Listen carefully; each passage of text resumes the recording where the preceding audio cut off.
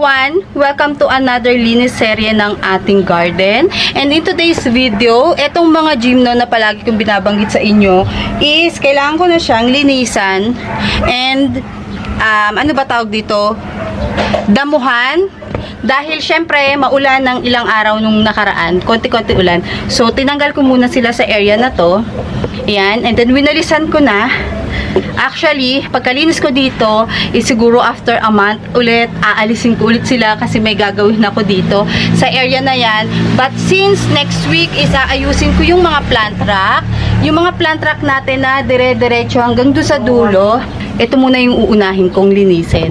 Etong mga to, para hindi ko na sila mapalaki yung mga damo, yung mga succulents natin dyan, is ililipat ko dito sa area na to. Kailangan, pag naayos yung plant rack is 1 day lang. And then, gusto ko kasi yung aking area dito is lahat may laman. Lahat nalalagyan. Layer. Lahat, lahat. Lahat na to? Lahat na to. May binili ako ditong paso. 2x2 yata. Ay, hindi. 2.5 yata to. Yung nabili ko. Ay, mas malaki ba to? Kasi yung mga propagation ko, yung mga nalalaglag na daw ng succulents is pinropagate ko na. Plus, nag-trim na rin ako ng ibang mga halaman. And then, meron ako ditong ibang gymno na may sakit. So, aalisin natin. Ito mga to, tuyot na naman siya. After ng ulan. May mga propagation din pala dito ng Crispate Beauty. Yung mga nalalaglag dito ng dahon. Kasi galing dun sa itaas niya, dun sa nasa ibabaw. Hahayaan ko na lang. Tingnan nyo. Napropa na siya ng kanya. Pots pink to eh. Bago ko siya diligan, kailangan anuhin ko muna siya. Damuhan. And then, iriripat ko na rin to. And dun pa yung mga gymno ko sa baba. Ito. Ay, ito. Yan guys. Tapos yung iba nandito pa din. Inaayos ko lang kasi baka mahawahan yung ibang may sakit. Ito diba yung ganito yung mga nasa labas ng bahay? Ay, may ano to dati. Meron siyang dressing sa ibabaw. Nagbubulaklak na siya. Pakita ko sa inyo soon yung mga bulaklak ng ating mga gymno kasi ang dami ng mga bulaklak na gymno ngayon. And then chine-check ko dito yung may mga sakit. Well, meron ditong patay na. Hindi ko pa rin siya natanggal, 3 buwan na, patay na siya. Apakaganda pa naman nun. Palagi kasing tinataob ng pusa, siguro nairita na siya, namatay na lang, nag-decide na lang siya mamatay. Lagi siyang tinataob ng pusa nung time na may dumadaan ditong pusa sa ibabaw ng bubungan. Ngayon wala na sinaraduhan ko na talaga. Tingnan nyo, maliit ko lang tong nabili before. Ay, kala ko may sakit. Wala pala. Maliit ko lang tong nabili before. I think mga ganito lang. Before. Tapos after a year, siguro mga 3 years, ay 2 years, nagka-babies na siya. Ayun ang ganda. May nakitaan din ako may sakit dito. Asan na yung may sakit dito? Nandun sa dulo. Ito meron din. Meron din to. Kasi, umuulan, tapos umaaraw. Yan yung gusto ng mga scales din. Umuulan, tapos maaraw, ulan ulit, maaraw. Yan, nagkakameron. Ito is ililipat natin or papatayin natin yung pinakaano niyan, scales. Tingnan nyo to, nakakatuwa. Ay, bakit ba? Dapat pala lagyan na lang natin to ng My God, bakit ngayon ko lang naisip? Lagyan na lang natin ng pamis. Dami kong pamis dito Mayaman tayo sa pamis ngayon. Charot. Tanggalin muna natin to. Kaya lang, punong-puno kasi.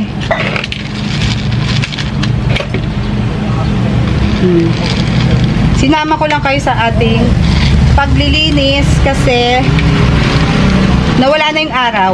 Grabe nung nakaraan. Sobrang nagtataka yung iba bakit daw hindi ako nagbablog.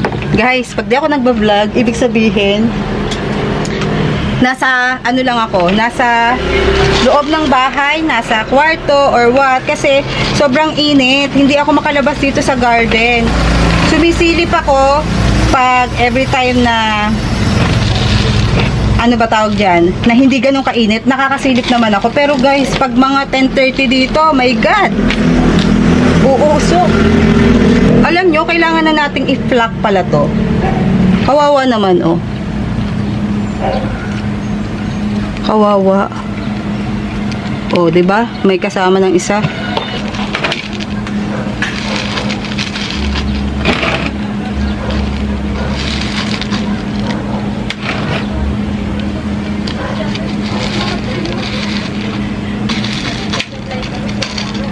Alam niyo yung aking mga nalalaglag na mga Chloe karamihan, Mendoza. Ano na ngayon, napakalalaki na dun sa mga nalalaglagan nila. Dapat matapos ko to ngayon, kaya lang magpa 5 na yata.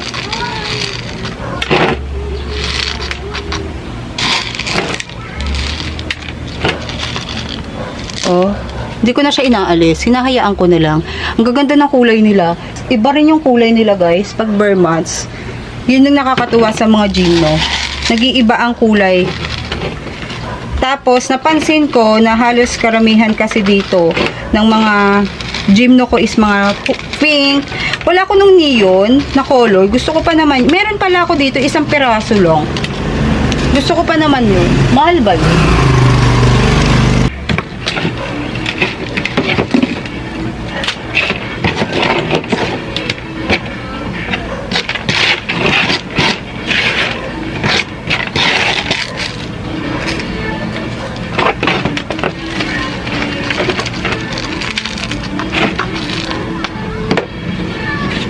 Nakakatuwa talaga to. Ang liit ko siya nung nabili. Tapos nung niripat ko dito, lumaki. Pati to guys, oh. Crested. Meron din siya mga tinik-tinik. Ito mas marami siyang tinik eh. Mas bet ko to. Para siyang donut. 1 year pa lang naman yung potting mix nito.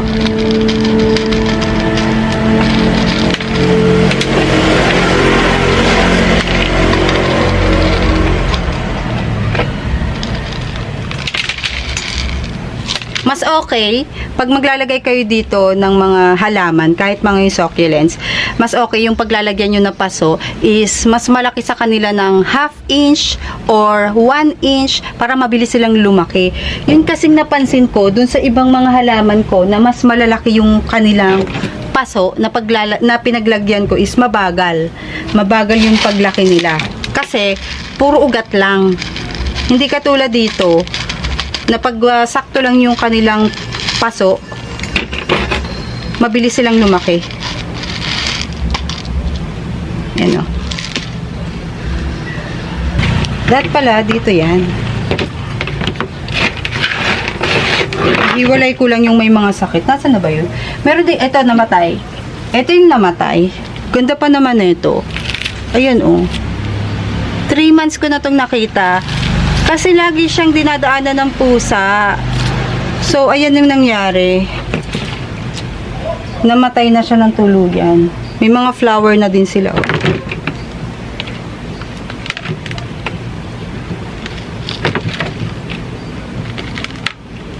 Ito pa oh. May nalaglag na Purple Delight. Dito ko na nga muna ilagay sa tabi yung Purple Delight. And then, lilinisin ko lang to. Papakita ko sa inyo after. So, eto na yung mga natanggalan ko ng damo and nalagyan ng toppings. Eto pa. Tapos, eto yung may scales. Eto pa naman yung isa sa paborito ko. Pero, konti pa lang yung scales nito. So, eto, katabi niya sa kanyang area. And, eto yung isa rin sa palaging natutumba. Ang ganda nito. Hindi ko pa pwede siyang hindi linisin. Eto rin, no, meron na. Eto din. Ganda pa naman ito. Meron na, oh. Pag ito nilagay ko sa labas, mawawala siguro yan. Ito meron na rin. Tapos ito din meron. 1, 2, 3, 4, 5, 6, 6. Ito yung favorite ko sa dalawa. Ito pa yung nalagyan. Ito, katabi niya sa kanyang pot. Ayan, nahawahan. Kaya pag nagkaroon kayo ng scales, alisin nyo agad. Ako hindi ako pumupunta gaano dito sa garden. Yan yung nangyari. And ito pang isang tubo, nakahiwalay. Isa din to sa gusto ko. Nabili ko to before, maliit lang. Parang ganito lang siya. Ay hindi, mas malaki pa nga to eh. Ganyan lang siya, mas maliit dito ng konti. I think 750 ko to nabili before or 950. Kay Hypesax ko siya nabili. Kagandahan, yung mga nabili ko kay Hypesax before is buhay pa rin sila ngayon at hindi siya gaanong nalalagyan ng scales. Hindi katulad nung sa iba na talagang meron. Tapos, ito rin, ewan ko kung kanino ko to nabili. Pero ito kay Hypesax din to, alam ko eh. Ito. Kaya lang magkatabi kasi sila. So, babad ko na lang siya later sa Ditane and iba pang insecticide. And the next is, iriripat ko na to. Ilalagay ko muna to sa kanilang pwesto kasi saktong-sakto to sa pwesto nila eh. Ayun oh. Next naman is, ipapat natin to. Pag maliliit lang yung mga halaman nyo, tapos nakailang taon na, para lumaki-laki sila kahit papaano, itrim nyo siya, and then air dry lang kahit isang araw. Titray din natin to, katulad nito, oh, yan. Kailangan nakatray para, kunwari, umulan, tapos ilang araw umuulan, dire-diretso. Hindi pa siya sanay sa ulan, so kailangan aalisin natin. Para madali siyang ilipat, kailangan is nakatray. And gusto ko nakatray itong mga ganitong klaseng gymno. Kasi madali lang siyang ilipat pag nakatray. Madami ako ditong pame sa ilalim. Kumuha na ako para hindi ako pabalik-balik. Aray! Ang problema lang dito, kaya naiinis akong maglipat or magripat ng mga cactus, yung matitinik. Kasi natitinik ako. Kayo din ba? Naiinis ako dahil lagi na lang ako natitinik. Pati yung agave ko sa labas ng bahay. May mga binili rin kasi akong pang landscape dun sa labas ng bahay.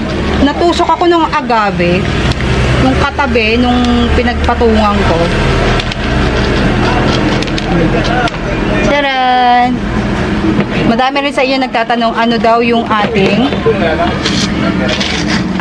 fertilizer. Actually, Osmocote lang. Ngayon, nakalimutan ko na naman maglagay ng Osmocote. Napakatamad ko talaga maglagay ng mga fertilizer. So, kung ano yung mabubuhay sa kanila, okay lang. Doon na lang ako kasi nahirapan ako pag lahat to lalagyan ko ng Osmocote or ng fertilizer. Ang hirap nun. Ang dami kasi. Tapos, ang gastos pa. Well, mura lang ang fertilizer ha. Namumurahan ako sa kanya kumpara sa mga insecticide. Yan, medyo pricey ang insecticide. Pero hindi na ako naglalagay. Pag meron ng compost, vermicast, ang ating potting mix, hindi na ako naglalagay ng Osmocote fertilizer. Pero pwede ha. Tamad lang ako, kaya hindi na ako nakakapaglagay. Nabubuhay naman sila kahit walang fertilizer. Alagaan nyo lang. Madami din sa inyong nagtatanong kung wala na daw ba akong cactus. Siguro yung ibig sabihin nila is yung mga matitinik ba. Madami guys, madami to. Pero hindi katulad nung iba na nagpo-focus na mag-collect ng mga cactus, iba't ibang variety ng cactus yung matitinik. Pero marami pa ako dito. Ang problem nga lang, hiwa-hiwalay sila. So bigyan nyo ako ng time para maipon ba sila. Ang init kasing lumabas dito sa garden. Pero madami-dami pa rin namang cactus. Ayun nga lang, hindi na ako nagko-collect or hindi na ako namimili gaano ng mga cactus. Why? Kasi wala tayong space. Mas gusto ko yung mga succulents. Wag lang talaga magtatampo yung mga nakakarinig kong cactus dito sa harapan ko. Kasi mas bet ko, natutuwa ako sa mga iba't ibang variety ng succulents kasi. Kaya yun yung kinokolek ko and hindi siya matinik. Hindi katulad dito sa cactus na napaka-clumsy ko kasi. So natitinik talaga ako.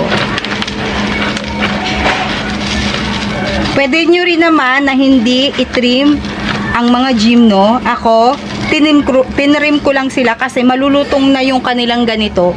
Kailangan ko na rin palitan. Yun ang problem pag ang inyong pots ay plastic. Actually before, yung mga pots ko ay clay pots, yung mabibigat. Pag beginner ka, yun yung gamitin mo. Why? Kasi nakaka-help siya na anong tawag dito? Nakaka-help siya na masipsip yung mga excess water na pinapandilig nyo. Pag plastic pot, ano siya, hindi niya sinisipsip yung yung water na matitira. ang tendency ng ganun is mamamatay sila kasi nga nasasobrahan sila sa inom ng water na lulusaw. So ako is tinatansya-tansya ko yung dilig ko sa kanila since naka-plastic pot, pero hindi pa rin maiiwasan. Mapa-clay pots man yan, ceramic pots, plastic. Kung mamamatay ang succulents is mamamatay. Merong hindi talaga nagso-survive kahit na anong alaga yung gawin natin sa succulents. Meron at meron pa rin talagang hindi nagso-survive. Especially dito sa lugar ko, mahirap mag-alaga ng succulents dito kasi lowland. And pag lowland, asahan nyo mainit. Kung naiinitan kayong mga taga Baguio, how much more kaming nasa lowland or dun sa mga highland ang lugar. Kung naiinitan kayo dyan, naku guys, dito sa amin sobrang init, as in kahapon lang naka 45 po ang Bulacan, 45 degrees. So imagine 45, 'di ba?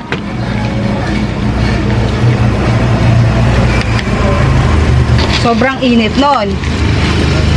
Nakakailang ano kami dito. Ligo. And then, yung mga dogs ko, hindi umiinom ng hindi malamig. Well, kahit dati pa. Hindi sila umiinom ng hindi malamig ang water kasi, ikaw ba naman? Napakainit. Tapos, ang lakas nilang uminom ng water. My God. Hindi nila iinumin yan pag hindi malamig. Ganun sila. Hindi naman sila maarte o hindi sila nag-iinarte, talagang mainit lang pampawi nila. Ang ganda nito, oh. Para siyang neon pero hindi. And etong mga to, mag-iiba pa kulay nito kasi in-uproot natin siya. And ano, tawag dito, hindi siya gaano na arawan, nakatago lang to eh. Talaga mag-iiba. Pansinin nyo dun sa mga bagong acquire nyo na mga gymno, yung ganda ng kulay nila. Mag-iiba pa yan pag nakailang buwan na sa inyo ng pagkakatanim. Lalo na pag Vermonts. For example, ganito, pink, light pink ang color. Sa Vermonts yan, magiging red, magiging dark pink, mga ganon. Tapos, pag nag-summer ulit, mag-iiba na naman yung kulay. Ganon nakakatuwa na alagaan yung ating mga ano dito, gymno. Hindi to pare-parehas na pabilog yung tubo niya. Yung iba dito is columnar. Ang columnar na tinatawag is ganito. Nasaan na ba yun? Ito, oh. Alam ko guys, ito ang tubo talaga nito is columnar or yung mataba siya or ganyan, pahaba. Ganun, no? Pahaba siya. Meron naman dito na pabilog. Bibilog siya. Parang golden barrel ba? Ganun siya pabilog, lalaki. Ito, pahaba. Ang tubo niya. Ganda nito. Maliit ko lang siyang nabili. Ganito lang before. Oh, ganito lang siya nabili before. Tapos nagkaanak-anak na. 550 ko yata ito nabili. Maliit. Hindi ako familiar dun sa mga name ng gymno. Pero isa to sa ano, maganda or hino-hoarded ng mga collector before. So, eto na yung mga bago. Ay! Bayad. Bagong-bago disaster agad. Ayan.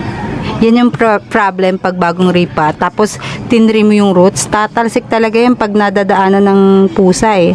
So, ayan na yung mga bago nating niripat. Ay! Okay. 2 tray ng yellow. Ito pa. And then, 2 tray ng pink or red. And then, may natira pa isa. Meron pa ako ditong, 2, 4, 6, 8, 9 pieces pa yung natira dito. And then, may mga na-pluck din ako. Dapat pala ito na lang yung una kong niripat, 'di ba? Tanggalin ko nga 'to. Oh, para 10 pieces na yung sobra ko kasi may ugat na 'to eh. Nakuha ko doon sa mga mother. Ito yung mga mother. Ay. Ayan yung mga mother. Etong mga bagong ripat na to, ilalagay ko lang sa area na medyo may morning sun. Ito kasing mga to, pag medyo matagal sa arawan, malulusaw pa to, lalo na hindi pa siya nakakapag-produce ng bagong roots. Pero they love sunlight, morning, especially morning. And then, ayun pa, lilinisin ko lang tong, aayusin ko lang to. And then, eto pa, ayun, ang ganda ng multicolor ko guys. Oh.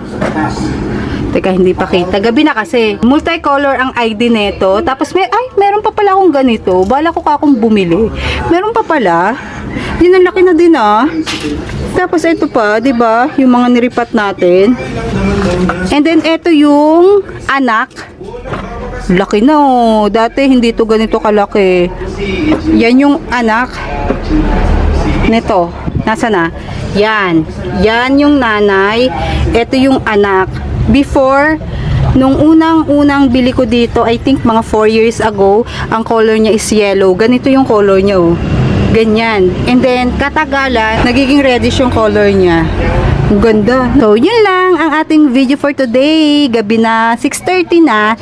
Medyo maliwanag lang siyang tingnan sa video. Pero, gabi na. So, see you guys on our next video. Bye!